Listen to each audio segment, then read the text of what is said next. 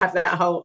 Oh, are we recording? Are we not We're recording? recording. Yeah, we're definitely recording now. Afternoon. How are we? We all good? Yeah, not too bad. Not too bad. The Good, weather's good. been kindish, so I'm still on the field Yeah, uh, training, which is really lovely. Still able to set courses, not having any like pathways onto the contact equipment or anything like that. So yeah, it's all good at the moment. good, good, good, good. Long And way. you?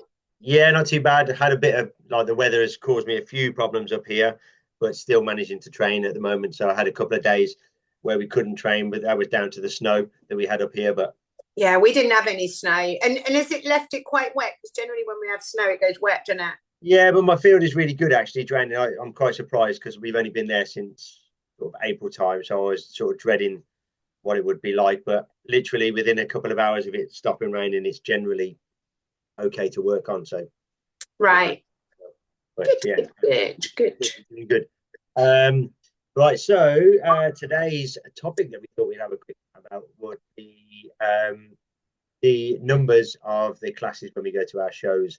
So the obviously some of the shows that we go to may have 3 or 4 dogs in a grade or a class, and then the other shows we go to have like 50 or 60 in a class, or maybe 100. Yeah. Seems a big number now, but I remember the classes being 4, 5, 6, 700 dogs per class. And Yeah, even when I came classes out, into yeah, even when I came out, it wasn't that as big as that, but it was very big numbers. So yeah. yeah. So obviously now we have, you know, I feel that we have more shows. I think from the Yeah, I right mean, sort of to me, side. that can be the only. I mean, I don't like to bring up COVID, but obviously, life did change when we were at Yeah, COVID, and some shows gave up, and but we do seem to have a lot of choice yeah, with shows. I quite like the fact that the kennel clubs seem to have been brought back a season, yeah, uh, which was nice because we didn't have many winter shows. I remember when with Herbie that I had to travel up to Oxford once because I wanted yeah, to do training in the ring. There was nothing local, and yet now we've got like 4 or 5 shows that kind of clash regularly during the winter. yeah, yeah, yeah. We've got quite a few winter shows up here. And like I say before, we didn't have that. We used to. It was like Easter through to September, and then that was it. Mm. And we used to do our um, starters league bits and pieces, and they used to have like a 3 counties league up here, which was a big thing. So all the local clubs used to have every other weekend. You get like a league of 5 or 6 clubs, and you Yeah, compete against each other every other weekend. yeah, And it was the winner of the league at the end of the winter. So we still got a little bit of competition in there, but it was yeah. more of a fun thing than a Yeah, yeah, and agility should be fun, shouldn't it? But yeah, I kind of think as well. So I know there's been quite a few discussions on numbers just recently. Um, I didn't get my head round. I must admit that the proposed changes, but at no, the end of the day, it is just I tend to I'll have a quick scan read on a proposal, in case there's something that I want to give an yeah, opinion on, which I would give directly. But most of the time, I just like, oh, there's another proposal, there's another proposal, yeah, there's another proposal, which is a bit ignorant, really. But it kind of like leads me into progression, isn't yeah, it? So you could get somebody that progresses up the grades yeah, by I don't know whether it would be choice or just the choice of shows where there's only 3 or 4 in a class, but yeah, then there's also that person that's kind of competing against 30, 40 dogs or even more in large, isn't it? yeah, Um, and goes up the grades that way. yeah, And I'm not sure there's a right or a wrong, and I guess it's up to somebody who it's up to everybody what they do. But the way I look at it is the skill set that the dogs learn on their progression. So, yeah, for instance, a dog that has maybe had to compete, say we're talking about one win, but they've had to run 6 or 7 different styles of courses, yeah, 6 7 different environments and different, everything yeah, else just to get that win. Surely that dog will be a much more experienced yeah, yeah, dog yeah, does go up the grades. I agree, yeah, and the same for the handler as well. Mm. Some of the sort of grade 1, 2, 3 handlers. I feel that going to different competitions and, like I say, attacking the different courses with the different judges and all that sort of stuff gives them a better footing for when they get further up the grades. I do feel it sounds really harsh, I suppose, but I do feel that the competition is slightly diluted. Because people are reaching higher grades with less experienced dogs. Yes, yeah. So when you get to certain and shows, then blame the dog when they go wrong on a grade 7 course. Yeah, and then you get to certain shows, and I'm not going to say they're out of their depth, but they get to certain shows and things are a little bit different to what they're used to, and and the dogs are having to fight a little bit more for their place and that sort of stuff on the. Which of course, I mean, I'm a great advocate for dogs, and that puts more pressure on a dog, doesn't it? Yeah. Whereas if you're already used to sort of hanging around for 3 or 4 hours, waiting for your turn, and then having to go, maybe getting a 25th place, a 20th place, and then a 15th place over the year, and it takes you a whole year to get a first place. And by the end of that year, you've well and truly earned that first place, I believe. Yeah, exactly. And secondly, your dog has now got more confidence, more experience, and it's more ready for a harder course, isn't it? I mean, that said, I always say that if a dog is ready to move grades, then you will. I found it kind of virtually impossible, I guess, in the early grades to hold Naya back, because I am an experienced handler. You teach your dog, each dog you teach better and better and better, don't you? So I did find it quite hard. So well, you meant to anyway. Hopefully I'm doing something better than 10 years ago.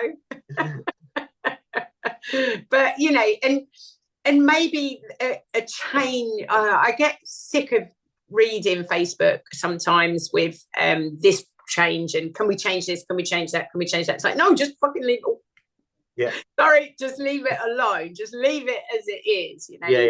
Change for change's sake. I did see somebody replied that let's not change everything without statistics, which I agree.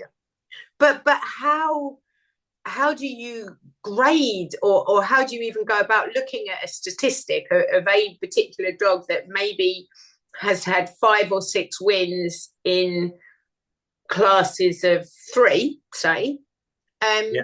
Who's to say that's right or wrong? Yeah, I agree, but I think sometimes with the classes with less dogs in there, less numbers in there, what I look at sometimes is you get that if you're the only dog that goes clear in a class of 2 or 3 dogs, all you've got to do is go clear in the course time. Which is still a win, and I'm not going to say that's you've still beaten the course, haven't you? Still beaten the course, but have you done that competitively? Have you done that enough to warrant moving up to the next level just because you managed to get a clear round inside the course time? I don't know. And maybe there should be such a thing as half a win. So if a class has less than, I don't think you can do it on percentage of clears, but half, like say for instance, they could do something like if there's less than 20 dogs in class and you win, it's classed as half a win. I'm sure someone moan about that.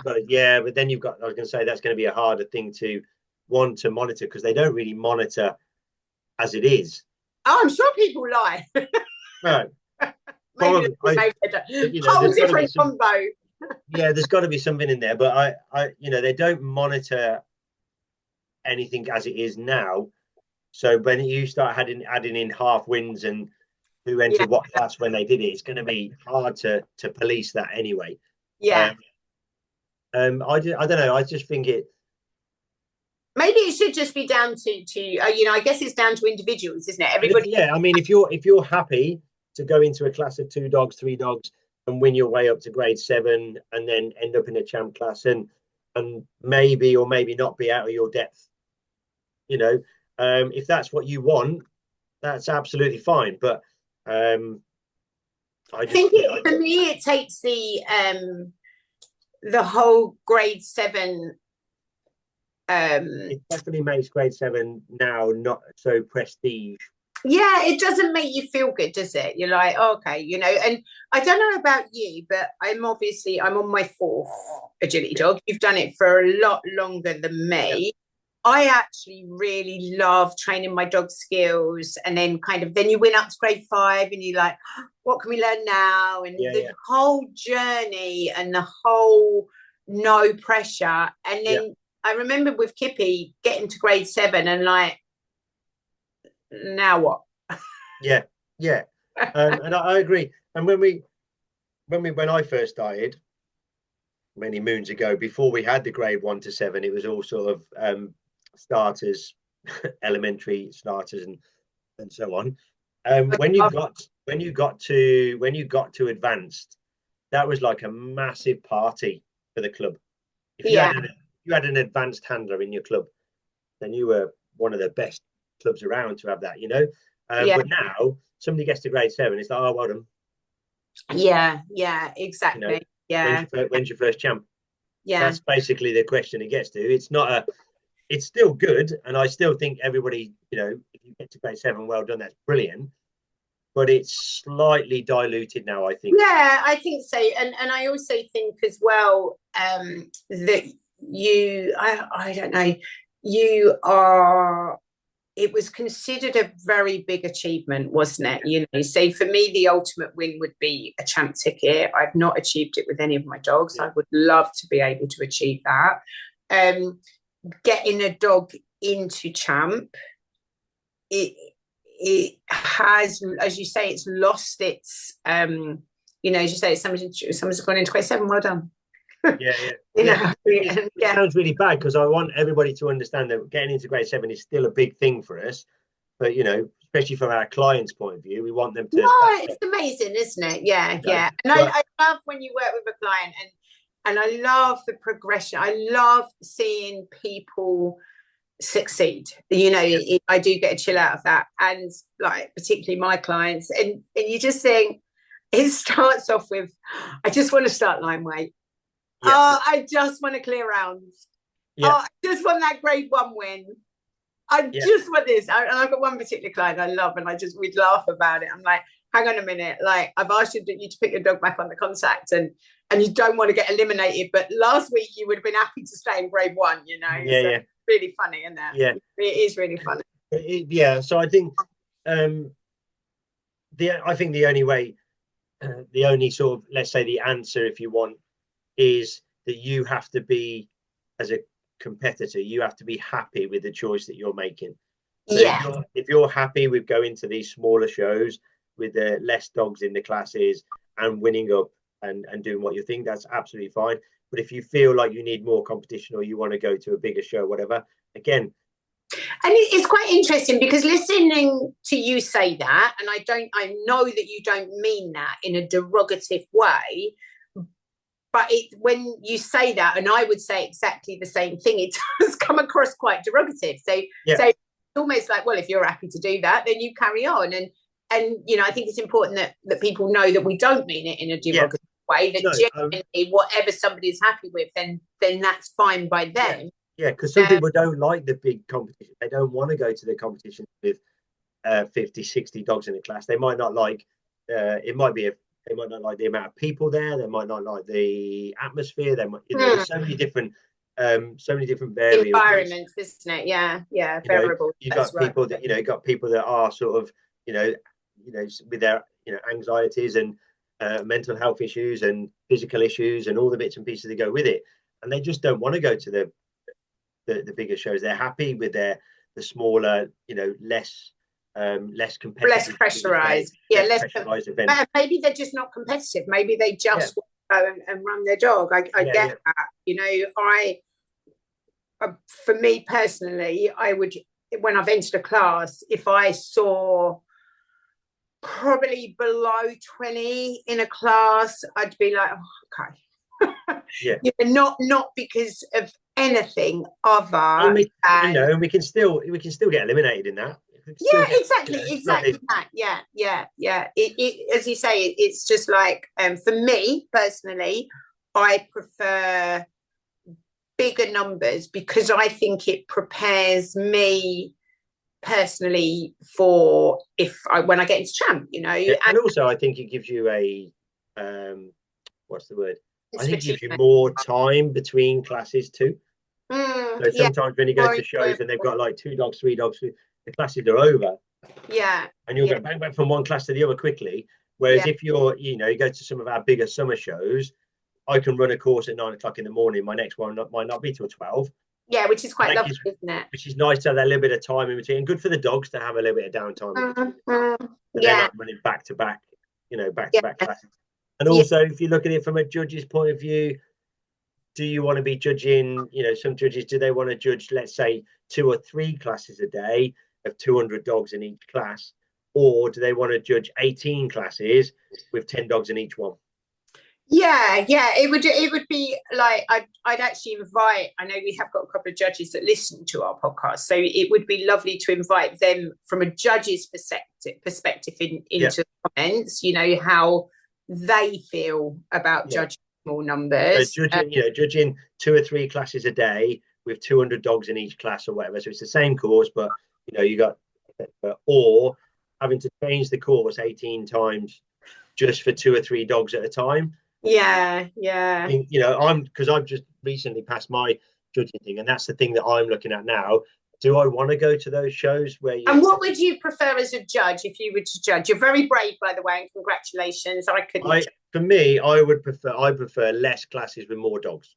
Right. Yeah. Personally, I And don't so want to. I don't feel like I want to be changing the course every. no, right. Okay. So forgetting about the physical aspect of changing courses or anything, right? Yeah. Okay. So you're faced with A class. You have A class in a ring. You've Yeah. set. You spent your evening planning that course Yeah. or whatever, and you see 5 dogs run it, or you see 50 dogs run it. Yeah. What would you prefer? 50. Yeah. Because then I'd get a better idea about how the course runs Mm, and how good it was or how bad it was, or where I could improve, where I what I thought was good and bad. I don't think you get that sort of picture off 5 or 6 dogs. No. Yeah, it's interesting, isn't it? Whereas if you get 50, 60 dogs over it, you go, okay, that makes more sense. I've got Yeah. more stats, almost more.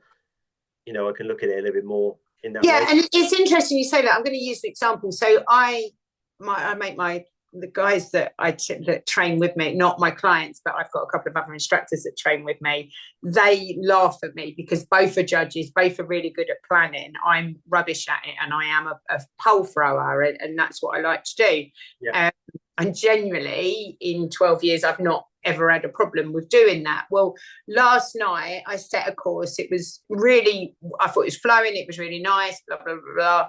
And I had a dog hit the A-frame really hard. And I was like, God, that hit that hard. And it wasn't a normal dog that hit it hard.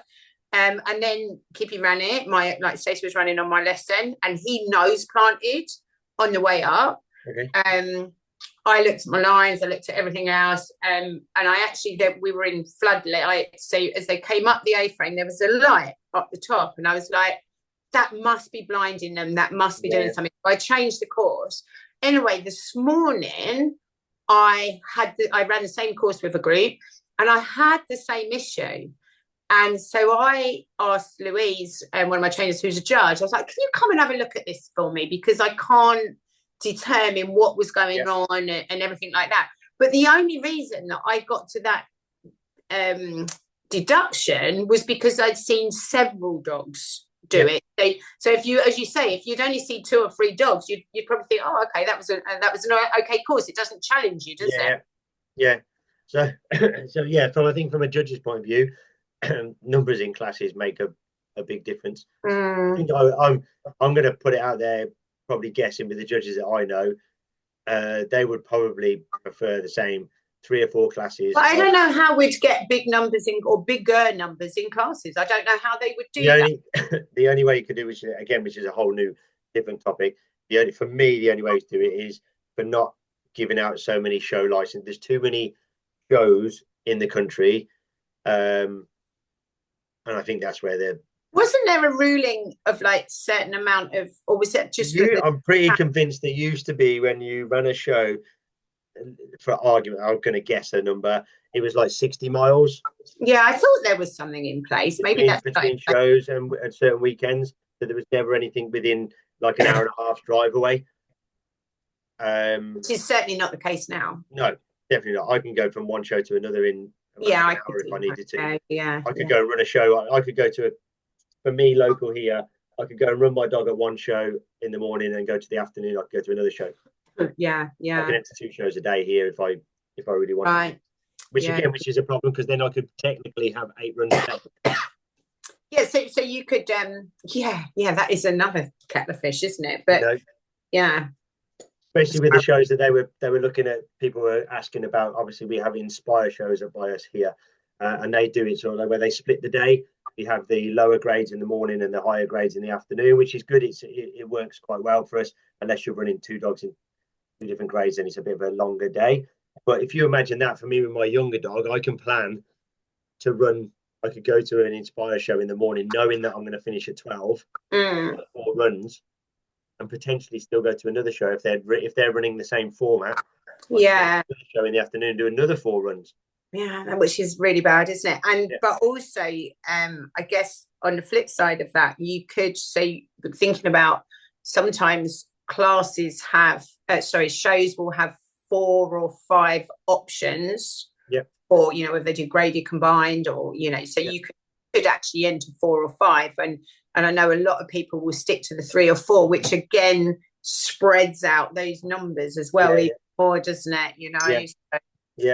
Yeah, I think we could go on about it all day. I think we could go on about it all day, but it'd be interesting, like you say, interesting to see people's comments, especially if we have got some judges on. That would be good, and maybe some show organisers as well. If we've got some show organisers, what they think, how they run their show. Do they appreciate the fact that they've got low numbers, or would they want higher numbers? What do they think is the best way around it? That'd be good to hear from people on that one, I think. Yeah, amazing. Perfect. Super. All right, I'll see you soon. You will do. See you later. Bye-bye. Bye-bye.